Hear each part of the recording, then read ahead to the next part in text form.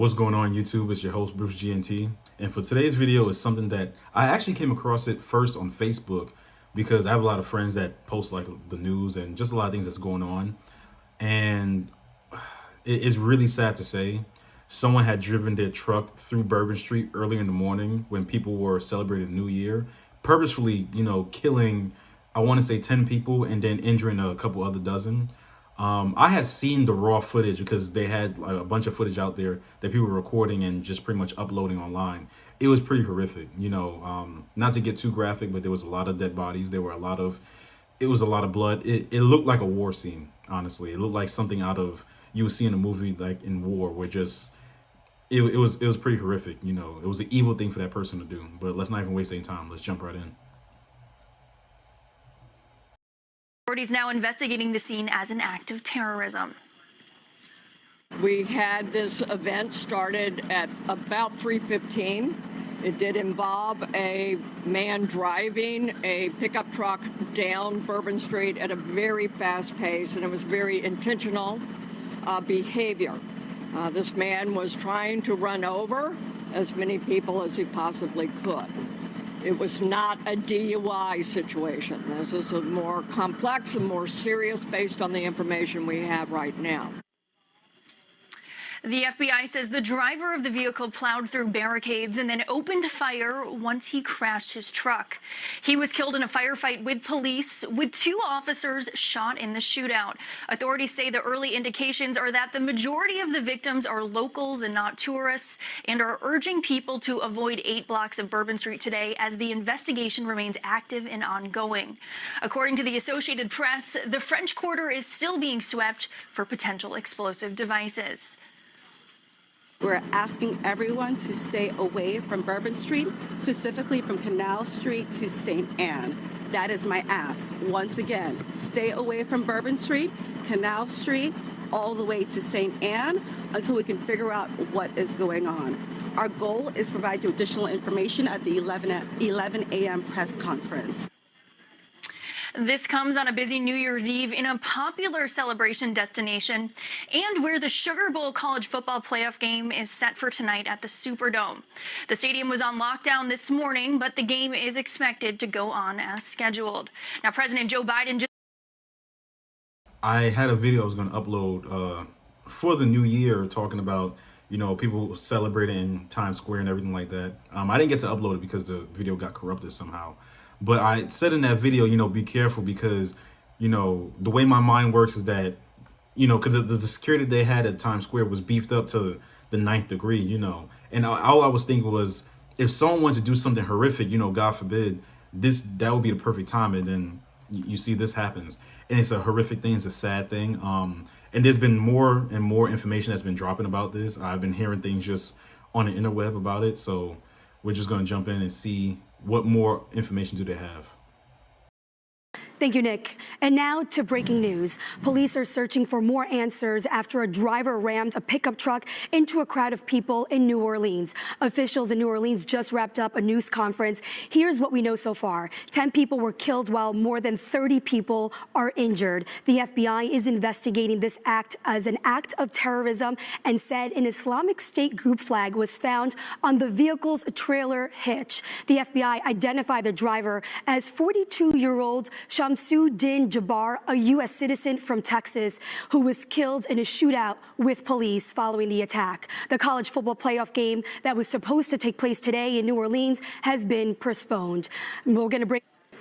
The FBI has identified the suspect as 42-year-old Shamsuddin Jabbar, who is a U.S. citizen from Texas.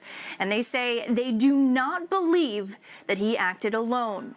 An ISIS flag was found on the trailer hitch of the Ford truck that he drove into a crowd of people on Bourbon Street around 3:15 this morning before opening fire in the early hours of New Year's Day, killing at least 10 people and injuring dozens. Police say he drove onto the sidewalk around a police car and steel barriers in the French Quarter before he was killed in a firefight with police at the scene. Authorities are calling for the public's help and asking anyone who may have interacted with Jabbar in the last 72 hours to come forward during this very active terrorism investigation as they investigate his ties to terrorist organizations. we're asking anyone who has information, video, or pictures to provide it to the FBI. We have set up a digital tip line as well as our 1-800 number, 1-800-CALL-FBI. Please provide us with any information that can assist us in this investigation. Once again, thank you for your patience. He's confirmed that multiple improvised explosive devices were found in the suspect's vehicle and around the French Quarter. The Associated Press saying that a Louisiana State Police bulletin shows that investigators found guns and pipe bombs that were concealed inside coolers that were wired for remote detonation with a remote control inside the suspect's truck. Authorities are now urging people to avoid the area as the investigation remains active and ongoing, with the French Quarter being swept for potential explosive devices and vowing to bring justice to the victims and anyone responsible.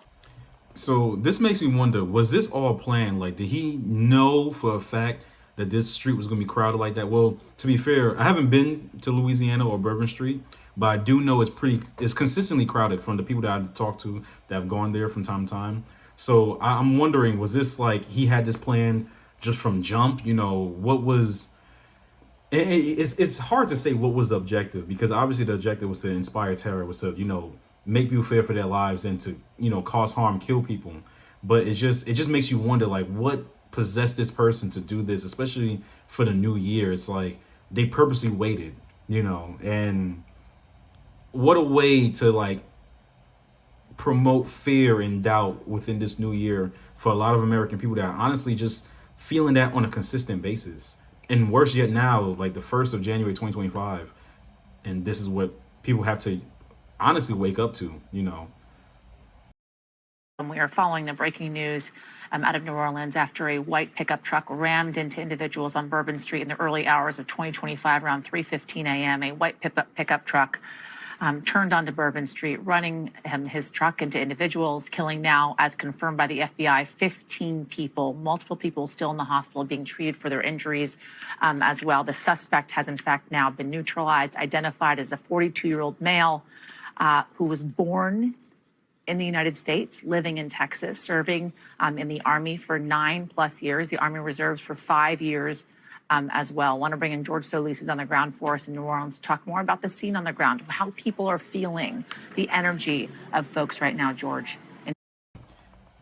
You see, stuff like this honestly just is sad, and I'm trying to think of the correct words, because obviously the loss of life is never good, and especially when it's done by just anyone, worse yet, American citizen, even worse yet, someone that is a veteran. And now I guess this adds like an extra layer, like a bit of more depth when it comes to, you know, his motivations or why he probably have done this. I'm not justifying it, but what I am saying is that a lot of veterans have been, for years now, overlooked, you know, treated poorly, and then a lot of them suffer from a whole lot of mental health issues. They're not being taken care of mentally, not being taken care of physically, and a lot of them are struggling. So with this, not, as I said before, not justifying it, this adds a whole new layer, because now it makes it so that, okay, what was it? Was it mentally he felt like this was something that he had to do because maybe PTSD? And I hate always throwing like mental health issues at something whenever we don't know a clear answer, but this is a, you know, very strong possibility. Is it that he was just frustrated with the system? Because a lot of veterans talk about it, they're frustrated with what's going on in our government. There's so many different questions, and then there are multiple different answers that could be the case, especially for when it involves like a veteran that seemingly, we'll find out more about it. I'll try to have like updates about it. Served, did his time, got out, most likely were honorable, and then does a crime like this. New Orleans. Yeah. Yasmin, I think I lost you there for a second, but if you're still with me, what I can tell you is obviously there is a very somber scene here on the ground. This is the day after New Year, so what we would expect to see is people celebrating. There'd be a vibrant mood out here. Instead, what you have, lots of police crime tape. You have a heavy police presence here. You have state police. You have the local police. You know, we have other law enforcement agencies that are going to be descending here as part of this ongoing investigation. We're also learning, again, that death toll just climbing to 15 now. We're also learning a little bit more about the victims, some names that are filtering out there online, some which we will not share until we are certain that next of kin notification. But I can tell you from our own reporting, we're hearing from the Israel Ministry of Foreign Affairs They say 2 Israel citizens were injured in that ramming incident. We're also hearing from the University of Georgia. Keep in mind, many people here were here for the Sugar Bowl. So you had students from the University of Georgia, from the University of Notre Dame. They say, University of Georgia says, one of their students was critically injured in the attack and is receiving medical treatment. Again, we know that several dozens were injured in this ramming. Some reporting from our affiliate here in New Orleans saying that at least some of those bodies, all of, if not all, have been recovered from the scene here.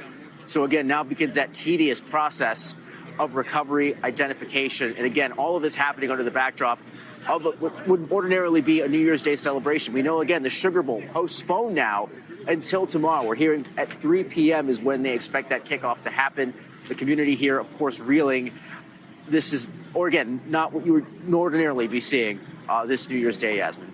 Added security here in Atlanta as thousands of people poured into downtown for the Peach Bowl that just ended after a triple overtime. Atlanta News First reporter Patrick Quinn is live outside Mercedes-Benz Stadium tonight. Patrick, you spoke today with former Atlanta Police Chief Rodney Bryant. So how might Atlanta learn from this attack down in New Orleans?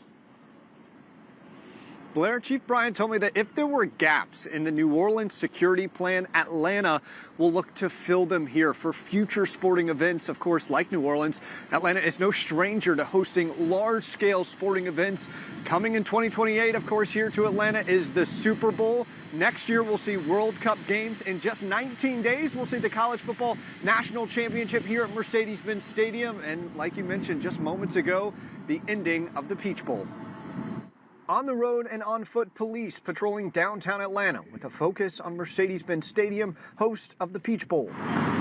Just hours after the deadly attack in New Orleans, the Atlanta Police Department stressed there is no active threat here, but they're adding specialized units and additional personnel as a precaution. The nation's eyes are on the city of New Orleans.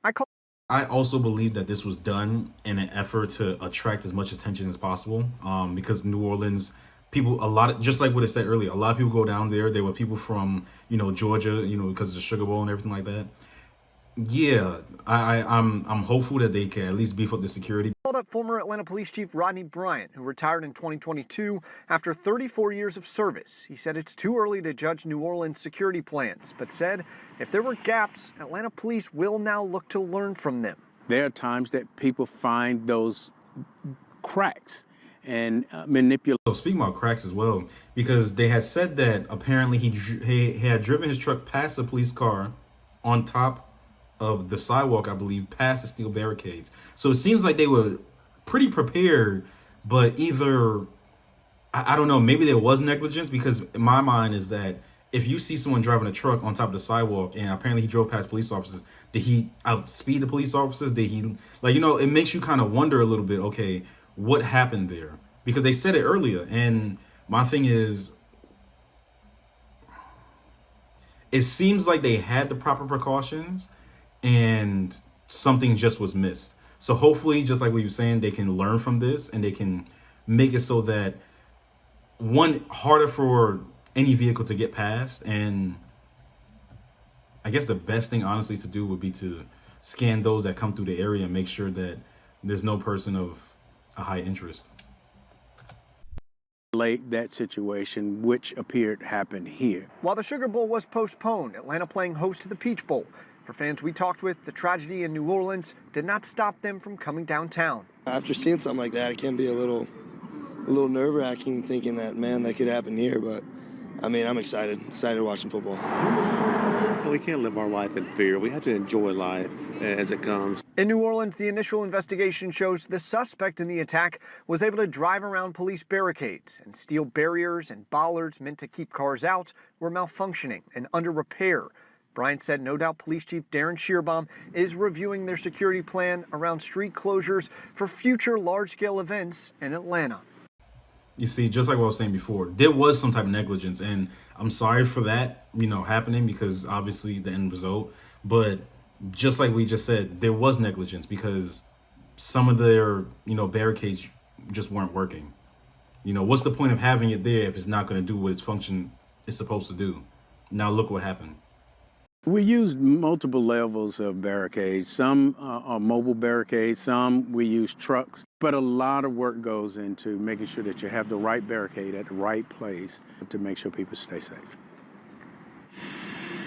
And former Atlanta Police Chief Brian, he told me that current Atlanta Police Chief Darren Shearbaum, he expects him to coordinate with FBI Atlanta and FBI New Orleans in the coming days to potentially reevaluate their security plan here in downtown Atlanta. Chief Bryant told me that when they were preparing for the College Football National Championship under his leadership, they prepped a year in advance. For the Super Bowl, they prepped 2 years in advance. He said the security you see and don't see is intentional.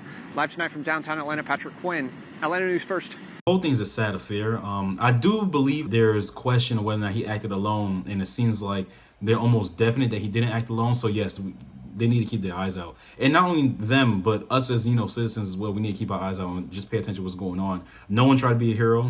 Don't try that. Just keep abreast of what's happening. Pay attention to those around you, and just keep aware. This is sad news. It's really sad. It's never good, especially so early in the year where people are hopeful. Hopefully they're hopeful and they're looking forward to something new, and then something like this happens. But that's really it for this video. I wanted to keep it short, just give like an update what's happening. And yeah, honestly, just keep safe out there. I don't like saying this, but realize that tomorrow is promised to no one. So do what you have to do. Love your loved ones a little bit harder, your friends, your family members, those that you really care for. Let them know that you love them. Yeah, that's it for this video. If you enjoyed it and want me to continue to follow up on this, leave a like, comment, tell me how you're feeling, what this makes you feel, how you're going to react to this, and how you're going to conduct yourself from now on. And subscribe, because I'm trying to keep people informed when it comes to certain things, because I'm pretty sure everyone's talking about this, but there may be something I could add to the conversation. That's all I have for now. Peace. Hey, what's going on, everyone? This is post-editing Bruce. I essentially just now seen a video of surveillance of what happened and how that truck was able to bypass a police officer and some of the barricades and then hit all those people. So essentially, to break it down, what had happened was it was in normal traffic, bumper to bumper traffic, and possibly at a stoplight. The police car was sitting on the side right here, and the truck slowly pulled up. And then once it got a certain distance past the police car, and I'm guessing past the barricades that the police car is parked next to, there was a group of people.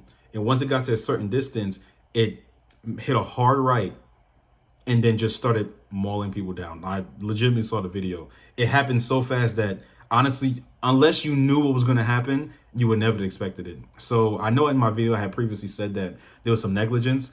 Honestly, I don't even really want to call that negligence, because the only negligent part I would say, honestly, was the fact that some of those barricades that they admittedly said weren't working or were not functioning properly.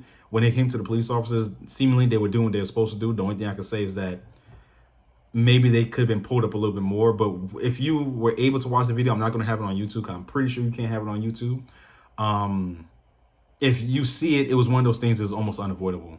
So yeah, I just wanted to give a little bit of update with that. And like I said in this video, actually, I will try to keep people informed, and whatever information I find out, I'll try to let you guys know as well.